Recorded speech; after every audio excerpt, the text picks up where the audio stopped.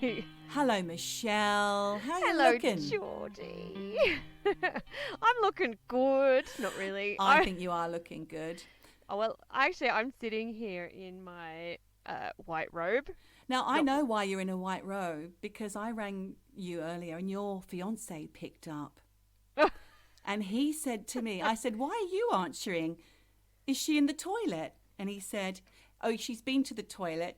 She's just cleaning herself. Geordie. But I figured out pretty quickly he meant that it's because you're in the shower. I was in the shower. Yeah.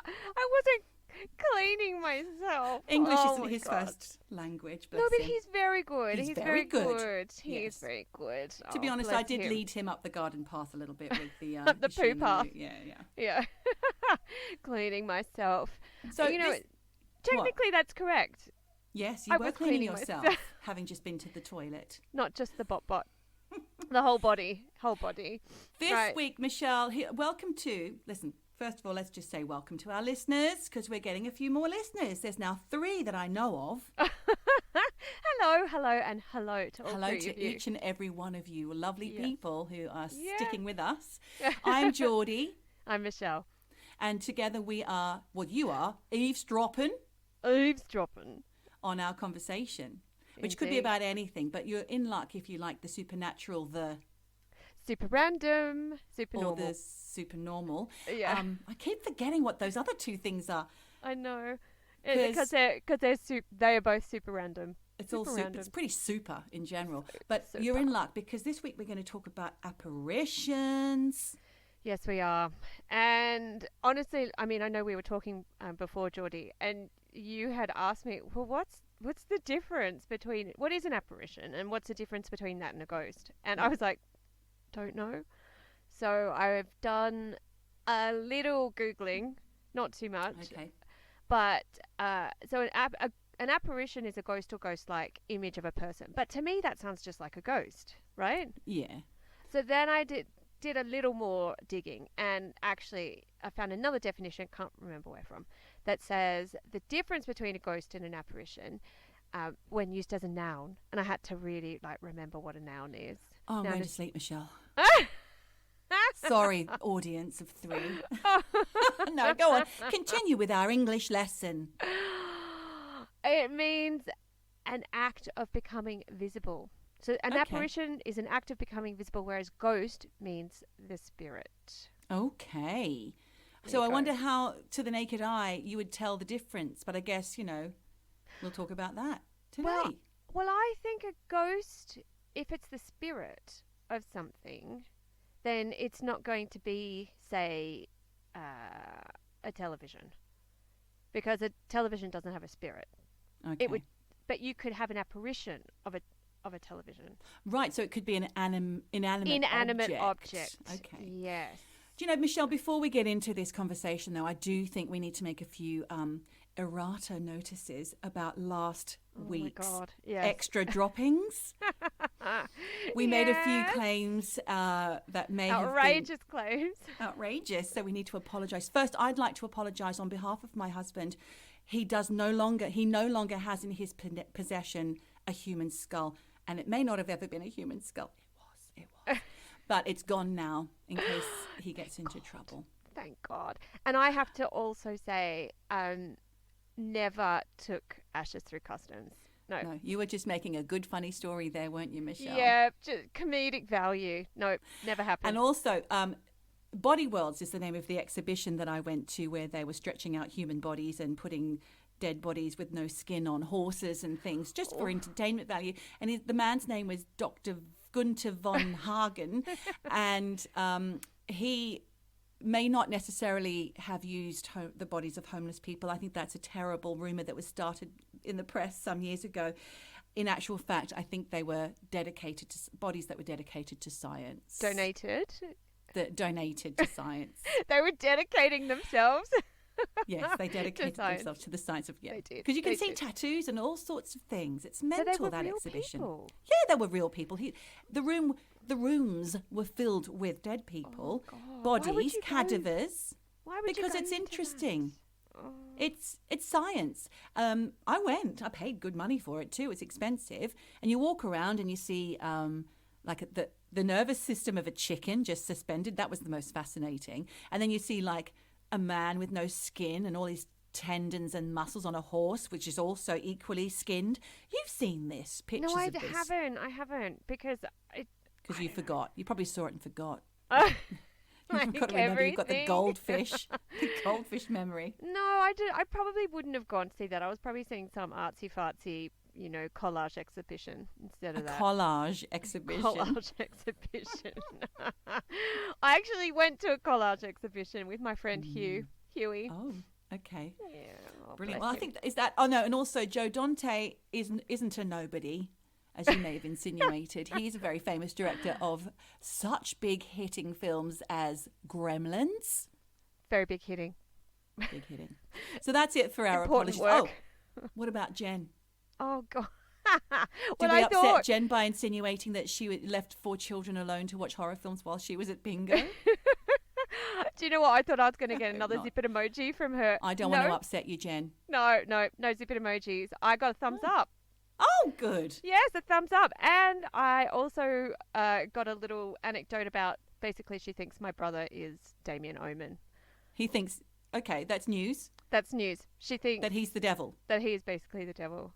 His middle name is Damien. He was a devilish child. You joined the dots. Was he born on or around 1973, Michelle? Because he was born in 1966 on the 6th of the 6th. No, he wasn't really. You believe? Well, no, I thought because the film might have come out. It actually came out a bit later. It was 79 or something, I think, when it came out. No idea. Who knows? You don't know how old your brother is. No idea. But that's something else you've forgotten. That's true. Erased. But no, Jen was fine. She's good. And she said to me, and Geordie hit the nail on the head. I did used to go out onto the back veranda and smoke ciggies. It was my lifeline. So well done. Jen, I'm a mum too. I know exactly how it feels. I don't have the fags anymore, but, Yeah. Well, you got to do what you got to do. You just have that nice glass of wine instead. Dark and stormy. Oh, I love a dark and stormy. I like a dark and stormy these days. Me too. I love a little rum. I had a Bloody Mary at lunchtime yesterday. Oh, that's nice. I had gin and tonics. Did you? Yeah, well, Andreas, he's such a little fancy bitch. He made me these gin and tonic with very fancy gin. So, yeah. I don't even have to ask. He just brings them in. Everything's fancy in your world, though, Michelle. I know. What can I say? Living the fancy life in your robe in the Swiss Alps. Well, we went skiing yesterday. That's pretty fucking fancy, but yeah, beautiful. What did I do? I think I did an Ocado order. Yes, there you go. Very fancy life. Ripping it up. Okay, so let's talk about apparitions then. Yes, well, now that I gave you a very boring explanation of the difference between a ghost and apparition, first of all, full confession, I've never seen one. Never seen a ghost. Never seen an apparition. Something I've always wished for. I feel like if you've seen one, you're a little bit special. I'm not very special. I wonder if you have seen one and you just didn't realise it. Maybe your mind explained it away in a different way, because in that moment you can be really shocked and not know. I did tell you this, but I'm going to tell you again, that I did see once, and I feel like I've had a few things like this, but I remember I was having an afternoon nap, but I looked over and saw there was a little table and chairs next to my window in my bedroom. This is when I lived in Peckham.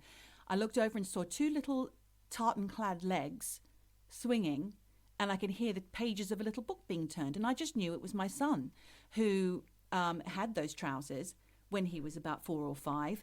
But then I realised, hang on, he's at school. He's 10. He hasn't got those trousers anymore. Who the fuck is sitting there swinging their little... I just thought, I don't want to see the face. I don't want to see the face. And I could hear myself breathing. I had my eyes open. I was looking. Really? Thought, who the fuck is this? My eyes were open. I saw this. But did you see the whole body or just the legs? I saw, I could just see from where my bed was angled to the chair, from the table down, so the little waist, the little body, the little legs swinging. I just knew it was my son with his legs swinging and turning the pages of a book. And I thought, what's he doing there? And then I realised, hang on, he's not that old anymore. This is like 5 years ago. Oh my God. It was very confusing. Yeah, but did you feel scared? Yes, I could hear myself breathing strangely, trying to wake myself up. But I've had quite a few experiences like that. So I think that's probably something for another podcast. Yeah, I think so too. That sounds kind of creepy. Mm-hmm. But when he came home from school, did he say, "Oh, Mum, read some amazing book. I came to visit you today." Through the ether. No, I think we left it at that. Yeah. But, actually saying that about him, we were very tight. I was a single parent when I was raising him. He's very old now. Very old. He's old. I'm not.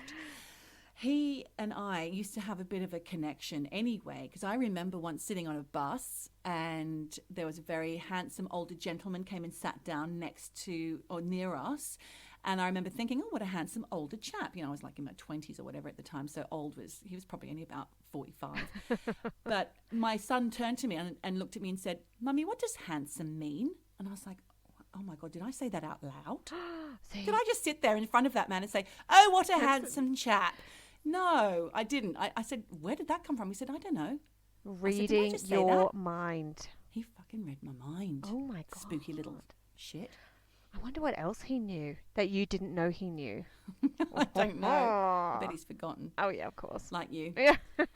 Always. So, yeah, ghost apparition. We're talking about apparitions today. And the reason being is because a friend of yours has actually had quite an interesting experience. Is that right? Yeah. And, he sent me this story because we did a little shout out on Facebook just to friends when we were first doing this, idea for the podcast.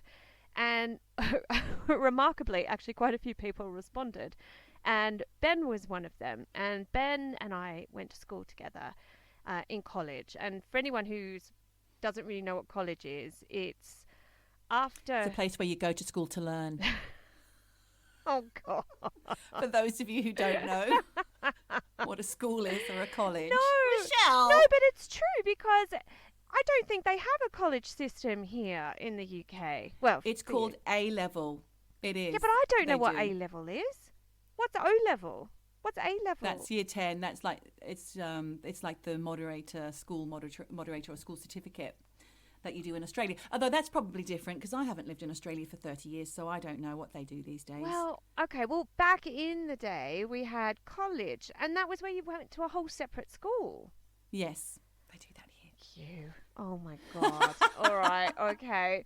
Yes. So we did a little Facebook shout out and lots of friends responded. And actually my friend Ben, who we went to school together, responded with this story. And it was really fantastic because you never know who's going to reply to these kinds of things. And we'd lost touch for many years and then reconnected on Facebook. Yeah, I was thrilled that he could send me this fantastic story. So I will, first of all, start by... Have you lost your page, Michelle? Yes, I have. Oh, my God. I was trying to fake that, but it didn't work. Right, so here we go. He starts off saying, I suppose that before I relate my little story, I should try to situate my attitude towards paranormal phenomena generally. I could discuss my thoughts on the subject for days, but perhaps the quickest way to explain my position is that I find credulous, crystal-fondling hippies to be deluded and annoying. And I also find the people who I describe as the Dawkins Brigade, bracket, I can't even get my punctuation right. Are you going to go like this all the way through, comma, no. Full stop, exclamation mark. Well, maybe you're in for a treat. Buckle up, guys. He puts in brackets the new wave of crusading rational materialists. So that's in relation to Dawkins. Richard Dawkins? He's referring, Richard Dawkins. Who is the famous guy that doubts Christianity and he's an atheist. My husband loves him. Yes. Well, not really? loves him. He likes to listen to... I think there's a great debate, actually, with... There's some debates on that you can see on the YouTube or something. The YouTube. With, I think, Stephen Fry and Richard Dawkins. Yeah, but he's been really slammed in recent years as being a little bit outdated, and I think he was quite controversial when he first came, bursting onto the scene as kind of a bit of a evolutionary biologist with, philosophical leanings. And of course he's against like creationism and intelligent design, and really anyone who thinks about that stuff really is, intelligent design, really. Anyway, sorry to anyone who believes in that. What's intelligent design? Like creationism, that God created intelligently designed everything. Okay. So anyway, no, not going to go there. No. Move on. Ben. But what's he saying? So that's Richard Dawkins. And Ben says he finds the Dawkins Brigade deluded and annoying. And then he says, I guess that makes me some kind of centrist. So. Okay, or fence sitter. Sorry, Ben, I don't even know you. You're not going to now. So he says here, I think that when we are trying to navigate the bewildering complexity of human experience, the scientific method is indispensable and should be our touchstone. But I also think that the idea that reality can be contained and explained by any human thought system is patently absurd. I think he's got a point. Okay. We don't know everything. No, we don't. How can we know everything? Exactly. So there you go. He goes on, I don't have any opinion about the meaning of this anecdote. It's a complete outlier in my life experience, and I've always resisted drawing any conclusions from it or even talking about it. Until now. So we're lucky. Yes, we are lucky. He's super dug lucky. deep into his memory palace and brought this little gem out. Can't wait to hear it. Get ready. He says there is a ready meal. There is a readily available materialist explanation for what I saw, and I will outline that after I relate the anecdote, but it's an explanation that for me falls short of reconciling the experience. Whoa. So here we go. Hit me. I grew up in Canberra. Not me, but I did. Yeah. He did. Okay, Yes. we're talking in Ben's voice here. We are in Ben's voice. Yeah. He says, I grew up in Canberra, the capital city of Australia. It's perhaps worth mentioning that Canberra has a very interesting relationship with the occult that goes back to its conception as a designed city. So for anyone who doesn't know, Canberra is probably the most planned city in the world. People say it's a boring city, but actually it's the centre of it's quite beautiful. He goes on to say, an international design competition was held, and the winning design came from the architects Walter and Marion Griffin, an American married couple who collaborated on many projects. Nice to see he's giving a shout out to the wife there. He says they were also enthusiastic devotees of various esoteric and spiritual movements. Oh, they were witchy. Witchy, very witchy. And their design for the layout of the centre of Canberra has been described as an example of geomancy. I don't even know if I'm saying that. Geomancy, right. Does that mean that if you were to take a helicopter ride above the civic centre, as they call it, civic, would you see a pentagram? Perhaps. with flames coming out of a devil's That's sign. why weird things happen around there. I had a man expose himself to me in a public toilet around there when I was about 16. Oh, lucky That'll you. be the geomancy. That's the geomancy. It wasn't lucky, No, by the way. It was quite shocking, and a policeman had to drive me home. You were in tears. I was very upset. Do you know what? My mum got flashed. Jen. Did she? Jen got flashed. What did she do? She said she was a little girl. She was in a bank in Sydney, and very little. She was holding onto her grandmother's hand, and she had a doll back in the day with a porcelain face. I'm already horrified that she has seen a penis at that age. Yes, terrifying. And she said, and That's it's not a her classic. It's brothers. a classic. No. Obviously, that's okay. Ew. Well, I don't want to know what went on in your My son is family. always naked. Yeah. Not the older one. He's never naked. No. Well, he's too old for that now. Yeah. But yes, so she was in a bank in Sydney, and classic like flasher dude in a Mac, opened up his Mac, flashed Jen. She panicked, dropped the porcelain doll, head smashed everywhere, and she said it was her favourite doll, and to this day she's still very upset by that experience. Oh my God. I know. Scarred her for life. Oh no. That's fucking disgusting. Shame on you, old man. It is disgusting, and Granny didn't even see it. Jen, I'm so sorry to hear I know, that. and That's devastating. and her poor little favourite dolly smashed to pieces. At that age. Yeah, I know. It's And terrible. she was too young to, I mean, to really understand. At least at 16, you'd seen one or two before. So anyway, geomancy, moving on from that. Geomancy. Well, I'll just quickly tell people, if you don't know what geomancy is, it's basically when architects choose a site to put a building on that is beneficial. So, got good vibes, basically. And they can use divining rods to ley lines, discover which place is the best, whatnot. Oh. Ley lines, that's for another episode. Oh, I love a good ley line. He also says that this geomancy may or may not be connected to the fact that Canberra is recognised as having an unusual amount of underground occult activity. Okay. The witches that we talked about previously. The covens. Yes, but... The Gothics. Also, the Goths. The Goths. But I did do a little bit of digging into this, and it's there is this weird... I mean, you can go down a rabbit hole of weird internet, conspiracy theories about Canberra and the underground, occult activity that goes on there. People saying that there were human sacrifices that were all, related to the Masons. I was nearly going to say Manson. The Masons.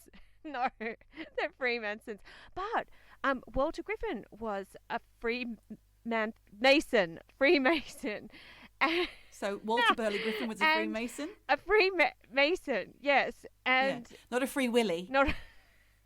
What did you say it was? Marilyn Manson. Oh, man.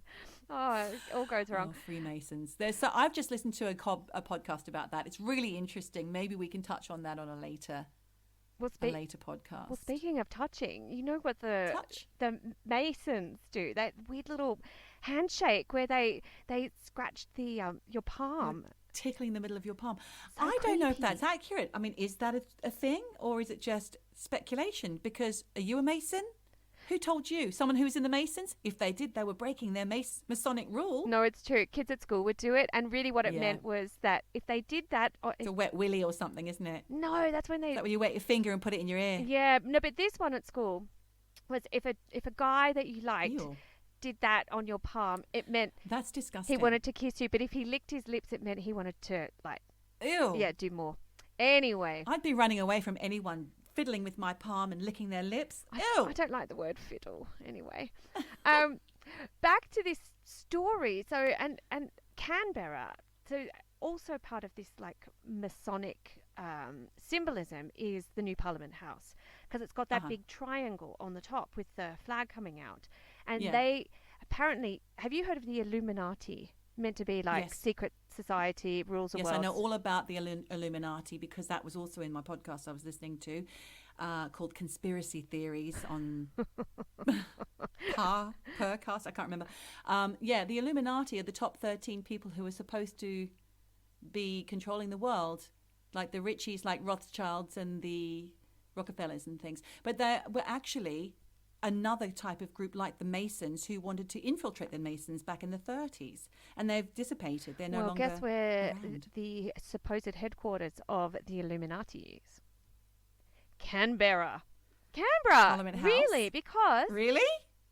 So that's where they all fly into, is it? All the top 13 heads. I mean, it's all conspiracy theory, but I have to say. Some things do lead to some facts are accurate, like, some of the families do own swathes of military whatever, or the bankers do control, like the Rothschilds own banks, and they did own the Bank of England for a long time and whatnot. But I don't know enough about it to be able to say I don't really know anything more than apparently Canberra is the HQ of the Illuminati, based on the geometry of the city, built by Walter Burley Griffin and his wife, and Parliament House with this triangle on the top. So yeah, it's very, very interesting. I'm sure people who are interested can look that up. I don't have time. Anyway, so Illuminati aside, let's get back to Ben's little tale Dying to of hear. apparitions. He says here Anyway, in the summer of 1991, one of my closest friends was a guy called Damien. We were What? What? Damien? That keeps Oh my popping up. God! Damien Omen again. Your brother, his middle name is Damien. It's too many Oh my Damiens for 1 God. week, I'm afraid. What's going on? Damien. Hang on, did I tell you what happened after we recorded the Exorcist episode? No. Well, I went upstairs. Tell me. After I edited that episode, I went upstairs. It was the evening time. I went into my bathroom, and as I left the bathroom, 2 beauty products flung themselves from my shelves onto the floor. They didn't break, thank God, because they're expensive. So I just thought nothing of it. I thought, oh, that's odd. Picked them up, put them back, and I thought nothing of it, but I was still feeling a little bit spooky from the earlier podcast. Then, as I was about to get into bed, I've got these wine boxes that my husband has mounted to the wall. Very secure, wooden boxes, never dodgy before. They're holding some books next to my bed. As I turned away from it to do something, it collapsed and all the books fell to the floor. Oh my God. I did feel a little bit scared. Yeah, that's a sign. That's a sign that you need some know. extra beauty products. And to That's a read sign more. not to put my books in a suspended shelf above my head, because it could have been much worse. Could have been much worse. But did I tell you what happened? No. So you know how I mentioned I went skiing yesterday? Yeah, So Andres and I were in bed, and lucky you. Sleeping all day, Lucky. skiing. Yeah. I know, fancy bitch. So it was early in the morning, and I was half awake, half asleep, and I heard him get out of bed, and I heard the floorboards creak, and then I heard him say, "It's raining," and I was like drama queen. I was like, "What?" And I yelled it out.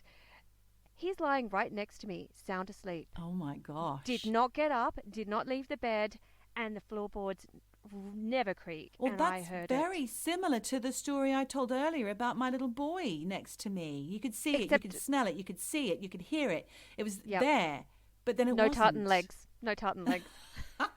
Was he not wearing his checked pajamas that night, Michelle?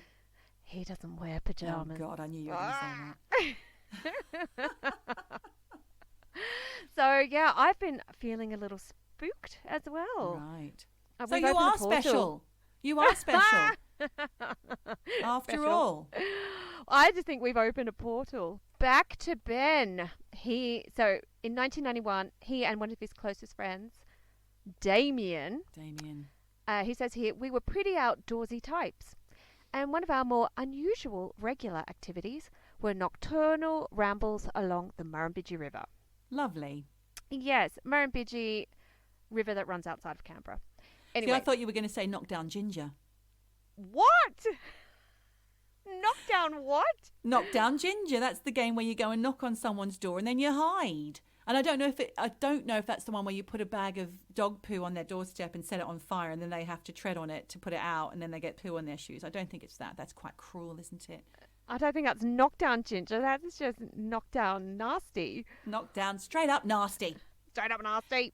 No, well, I mean, I used to do a similar thing with my sister.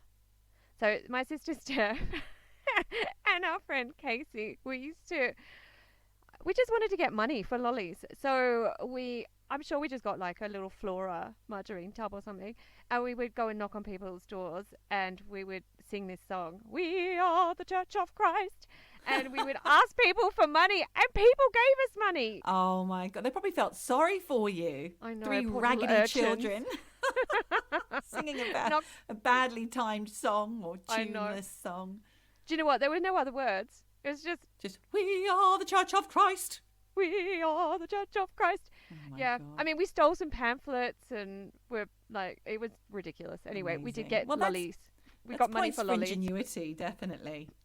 Murrumbidgee River. Ben says here, we used to go down into the river valley about 30 kilometres out of town on nights with a full moon and just do a bit of exploratory hiking. It didn't seem at all weird to me at the time. Fine. Fine. So one night we It went seems for all right. Not It weird. seems all Why would you right. think that that's weird? That's a nice thing to do. Except, I think it would be a bit scary because I find the bush quite scary. My bush is scary.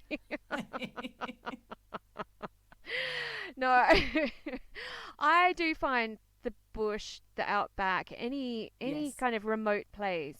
I mean, come on, we are from the land of the Anglo-State killer, so I'm not surprised we're a little scared by the Yeah. bush. But What's that film with John Jarrett? What was that film that was Black based Rock, on? no, not Black. Is it Black Rock? No, No, it's something else. it's the one that's based on Malat. What's it called? Bush, not Bush Pig. What's it called? It's not called that. Bush. Bush Something Tucker Man. No, it's not called the Bush Tucker Man. It's the one, something Creek. Wolf Creek. Oh, I wish I'd never yes. seen that. No, I can't unsee that. No, Yeah. not good, not good. Well, no, so Ben and Damien Oman would Ben and Damien would go out. And he says here, so one night we went for one of our moonwalks down there. Moonwalking. Oh, So they're not just having a tranquil walk. They're just practicing their dance moves for the Friday night social. with a white glove and Bubbles a chimp. So he says here, we went for one of our moonwalking down there, and it was a really spectacular night.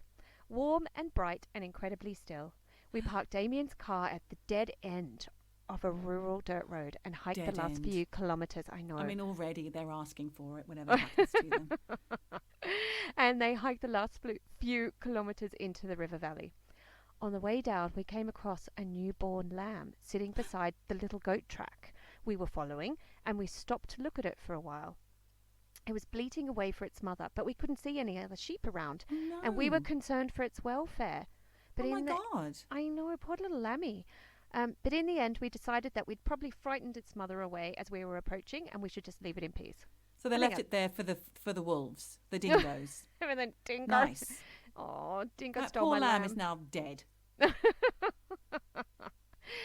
Well, not on his conscience.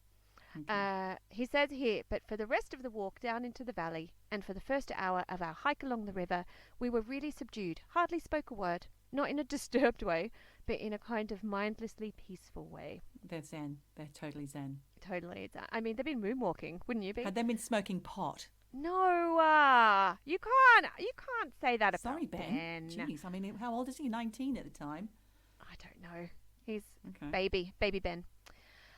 So, after an hour or so of walking in silence, we both suddenly stopped walking and squatted down on our heels in the sand about 10 or 20 meters from the water. Mm-hmm. We squatted there in silence for a few minutes. I don't know why they're squatting. Why are they squatting? No idea. It's weird. We squatted there in silence for a few minutes. Well, your thighs would be killing you after a few minutes. I can tell you that right now. Yeah, but maybe he did squats. Maybe he did squats as a kid. I don't know. Well, they were You just know, squatting. Were they touching the ground? Were they looking? Did they not want to get their bums wet? No, but you know, in like you always see pictures of like old Aussie outback dudes with a With a bit of straw in their mouths. and and the a hat with Cobra the hat. corks. Yeah, Yeah. you know, all of that. And they're just squatting. So I reckon he was squatting. Yeah. Okay. We squatted there in silence for a few minutes, just kind of looking around at the landscape, when I noticed something on the ground between Damien's feet. It appeared to be a ball of luminescent orange gas about the size of a grapefruit. It also appeared to be some kind of animal. What? He Yeah. was lit a fart with his big Oh, lighter. That's not going to be an animal. That's going to be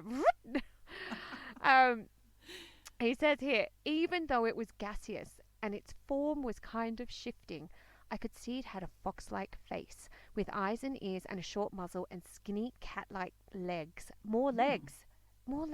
What? Hang on. What legs? You've been talking about legs. My story Here, about legs, yeah. cat-like legs. It appeared to be occasionally revolving on its axis. Oh my God, that's mental. That's a little bit exorcist. Spinning head. Are you sure he wasn't picking mushrooms that night? Never say never. He says here, the impression I had was like a cat when it turns circles on the spot when it's preparing to lie down.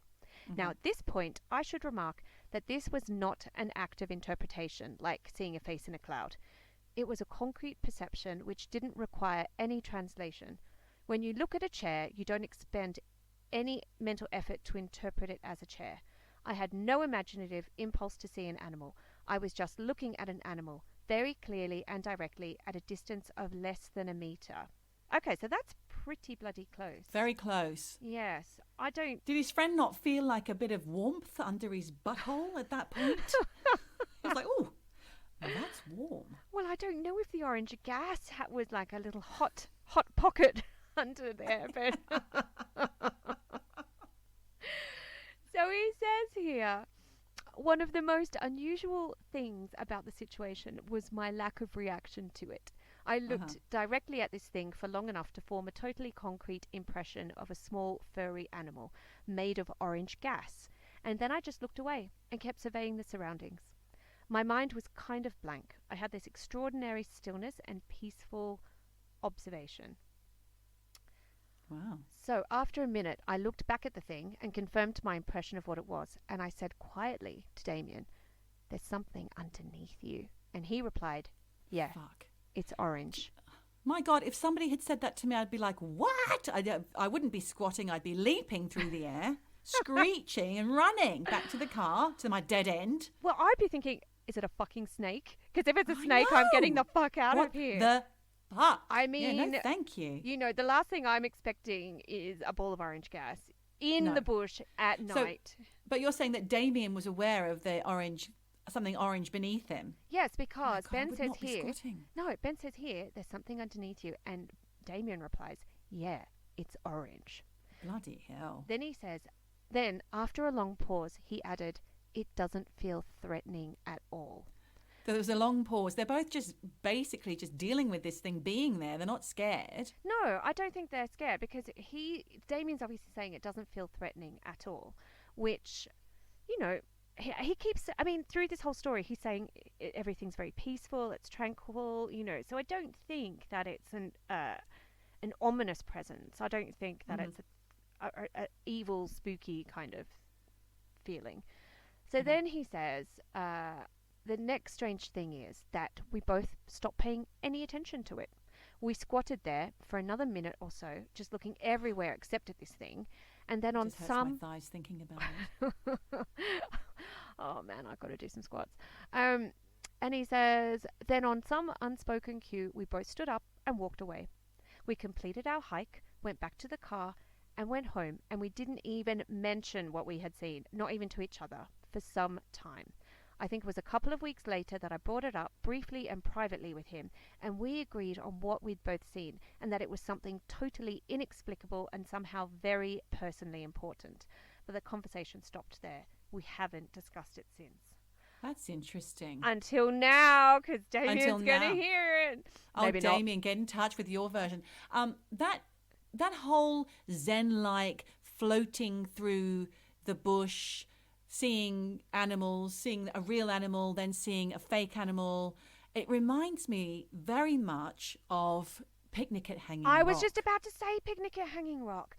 Where they're like floating around Miranda. And I think that, you know, because that was a very sacred place to the first Australians, yes. Aboriginals, whatever you would like to call the traditional owners. Indigenous population of Australia. Exactly. And there's a lot of spiritual places that mean a lot to those people, and I'm wondering if maybe they had stumbled across something like that. Well, maybe. Or is it just a phosphorus poof that he does say, "I didn't make it up in my head. Like, I didn't look at it and think that orange gas looks like a fox." Well, he actually saw a fox. Well, he says here. But there's no indigenous foxes, is there? No. I mean, we have dingoes, but we don't have foxes. They don't have spindly legs. No, they don't have cat-like legs, but they do have a little catty face. But he says it was very much a fox. So he goes on to say here that the rationalist explanation for this experience is that what we saw was in fact a pocket of naturally occurring luminous gas, and that our imaginations provided the impression that it had an animal form. The phenomena of oxidizing phosphine and methane producing balls of luminescence in marsh environments is well documented. These gas balls are referred to in British folklore as will-o'-the-wisps. A A will-o'-the-wisp, A a girl. Do you remember that's in How Do You Solve a Problem Like Maria? Is it really? Yeah. A will-o'-the-wisp. Okay, that's interesting. So that's what a will-o'-the-wisp is. Well, yes. You know, these. I think traditionally people thought will-o'-the-wisps were fireflies or, you know, something else. But this is definitely not a group of fireflies making a fox face. Okay. I don't think. No. Then he says here, and this is you, a waggish skeptic might say, from the position of the thing, that it was actually a quiet fart that Damien released when he squatted down. And lit it for showmanship qualities. Well, yes, that's immediately what I thought. I may be a waggish skeptic, Ben. I'm sorry about that. Or you've got a mind that... You've got to cover all angles. Oh, yeah. Or you just got scatological mind. He says here, this is a perfectly acceptable explanation for everyone except myself and Damien. Our observations of the animal attributes of this thing were perfectly aligned without any kind of evolving discussion or mutual influence or coaching. And that, I think, is important. What? Except what? Okay. Except that Damien couldn't see what it was. He just saw that it was orange. He couldn't see a fox rotating because it would have been impossible for him to see that because he's directly above it. His sphincter was directly above it. Damien, get in touch. Get in touch because this is a raging debate now. I want to know if you saw it. But he says here that their observations of the animal attributes are perfectly aligned. So okay, so they obviously did discuss it, and Damien said yes, it was a fox rotating. So he says again, I guess that this is the point in the story where I defiantly say, I know what I saw. Okay. I'll again emphasize that the appearance of a fox-like creature was utterly concrete, not an impression or interpretation. It also remained constant and contained for at least 5 minutes, which seems unlikely even in still air. I do not claim to understand what I saw, and I've never seen anything even vaguely analogous before or since. It was a small furry animal made of luminous orange gas that for some reason came and sat underneath Damien's arse one night on the banks of the Murrumbidgee River. And that's it. Wow. That's Ben's story. That is something. It is but something. I have something to add to that. Go for it. Toxic hallucinations. Do you think it could have been a toxic hallucination? Do you mean drugs? Well, it could be drugs, like I said, and he not once does he point out that he may have had a little something before he went off on his little moonwalk, as he calls it. But toxic hallucinations, I did some research about, this is for another subject actually, but it just popped up and I thought, well, this is interesting. Supernatural perceptions can arise from reactions to toxic substances such as carbon monoxide, which we will touch on in a later podcast, formaldehyde and pesticide. So what? It has also been suggested that fungal hallucinations caused by toxic mold could stimulate haunting-related perceptions. So you think that maybe there was like some kind of mouldy reed grass or something down in the Murrumbidgee River? Could be. And he's could just be. I've got here. Inhaling it. It could be that. Shane Rogers and his team from Clarkson University in the US observed similarities between paranormal experiences and the hallucinogenic effects of fungal spores. Now, I know there are mushrooms around there because we used to pick them. Okay. Good. Of course you did. Big blue ones. They go blue when you pick them and give you tummy ache and hallucinations. This may explain why ghost sightings often occur in older buildings with inadequate ventilation and poor air quality.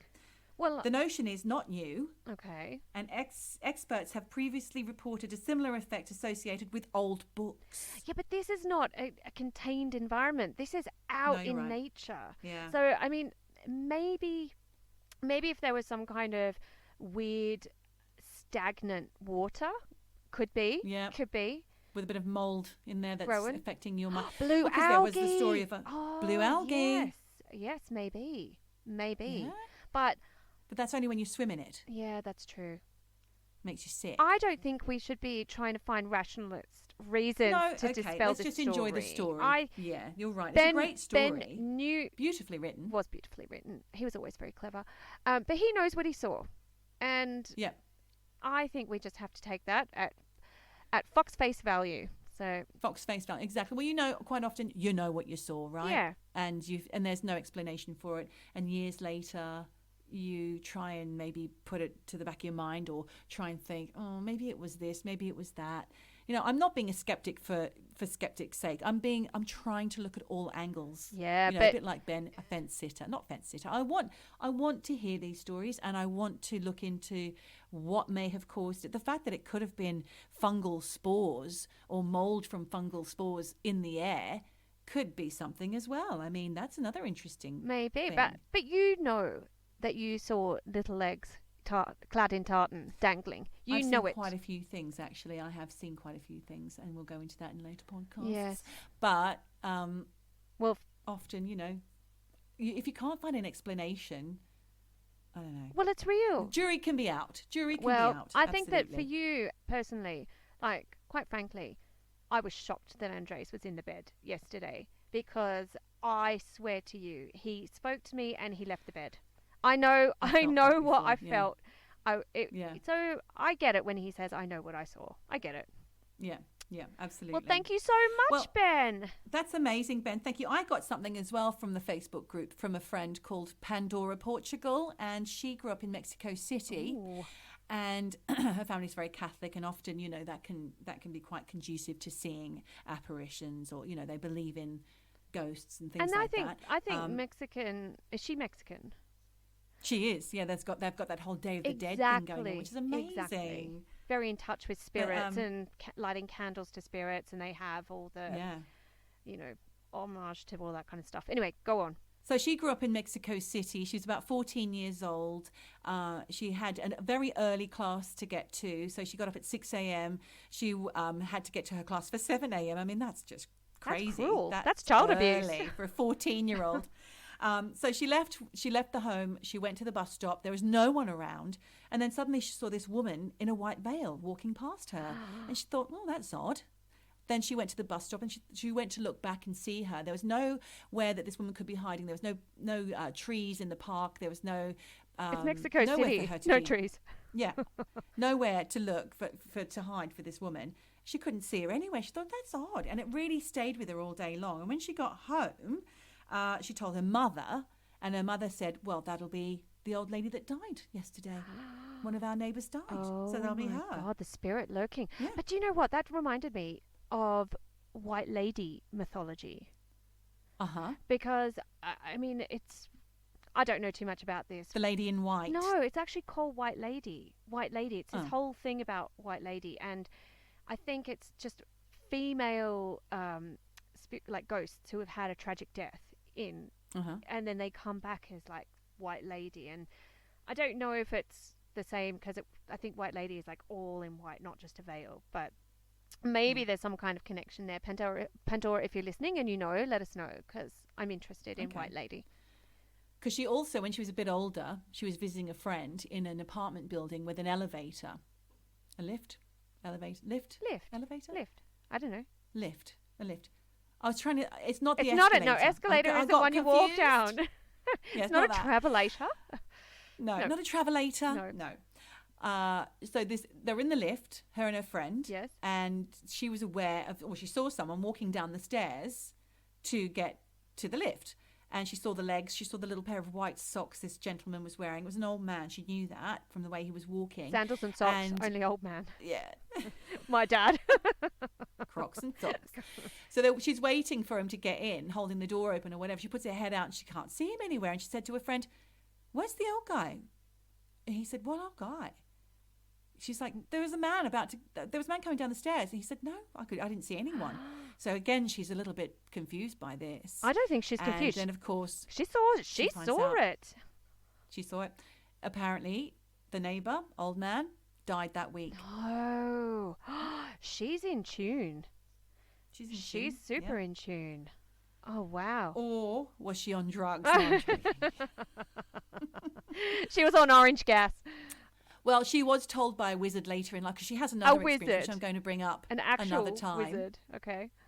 Yeah, she met a wizard, and he said that drugs, even just tobacco, will make you more sensitive, and they were used to interact with the dead. Oh, man. Things like tobacco and drugs. Well, Jen must be a superconductor because she loves her fags. Well, she's on all the drugs.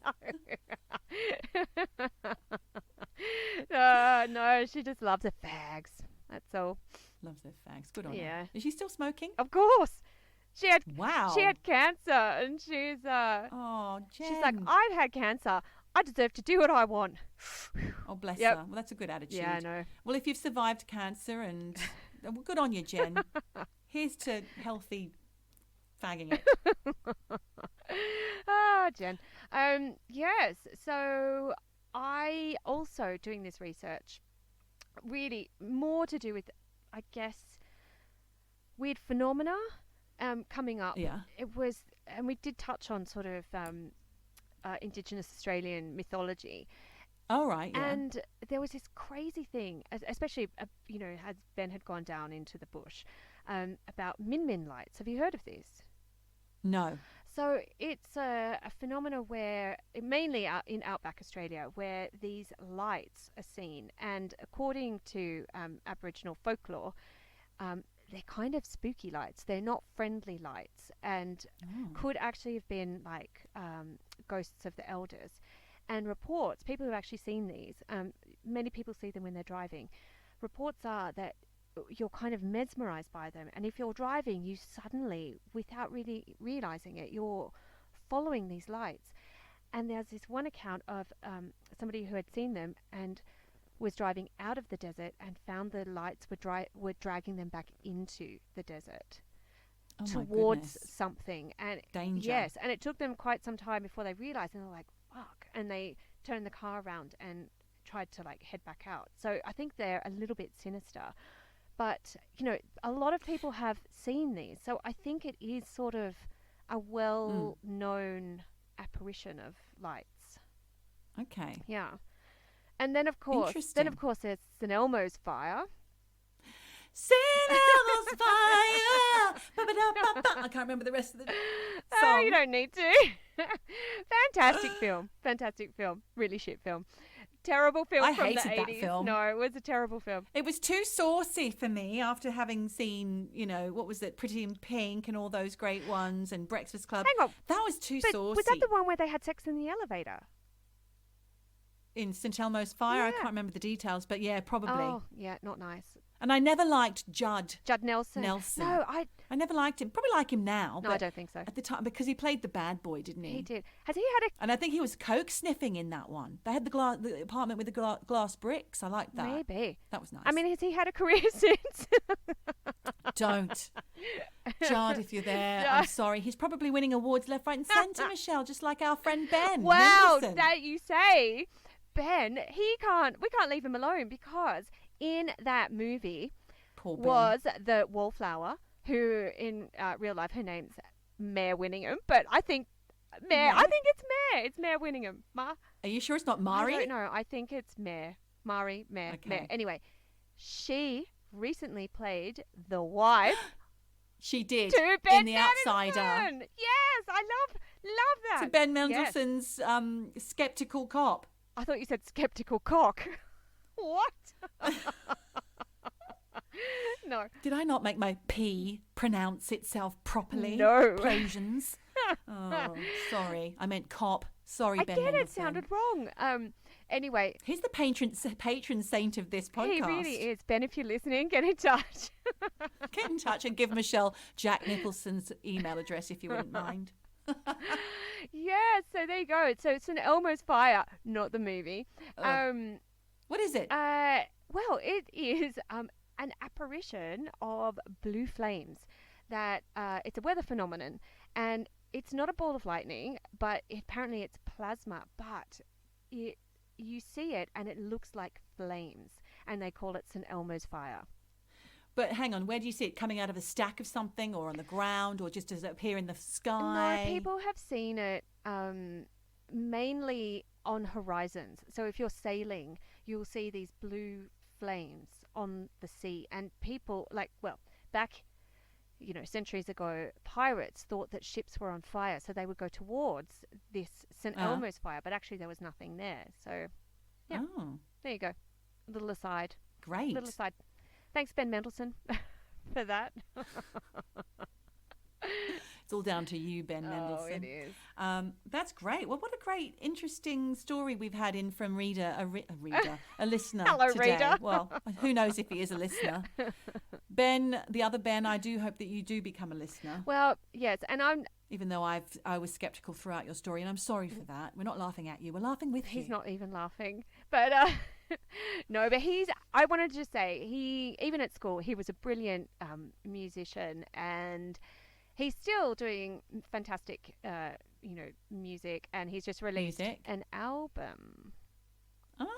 Can we hear that album? What's it called? It's called Golden Anniversary by Private Benjamin. You can look it up, and if I have room in the show notes, I'll put it. But we don't pay for our subscription. That'd be great. We have limited characters. No. But yes, I will try to do that. But thank you very much, Ben, for your story. Loved it. Thanks, Ben, and thank you, Pandora, as well, for writing in. Thank you, Pandora. Yeah, we love to hear stories. And I think now, Michelle, we do have a place where people can get in touch with us. Oh, yeah, we've set up a Facebook page called Eavesdroppin Podcast. So look it up on Facebook. Like it. Share it. Like this podcast. Or else. Share it. Subscribe to it. Give us a good review. We need it. And we're on iTunes now. So we're on iTunes. You can find us. You can give us 5 stars. Anything less, don't want it. But yes, 5 stars. And yeah, please give it a whirl. Give it a whirl. And we'd love to hear from you as well. Of course we would. And especially if you have ideas of things you'd like for us to cover, do our shoddy research. It doesn't have to be supernatural. No. It can be super random. Or what's the other one? Super random, super normal. Super normal. Normal. Yep. That's it. Wonderful. So, Michelle, are we going to sing a song? Let's. Because, they love a song. Let's do a badly unrehearsed interpretation of, oh my God, the magical first line of this. Oh my God. Okay. It's like the White Lady. Just like the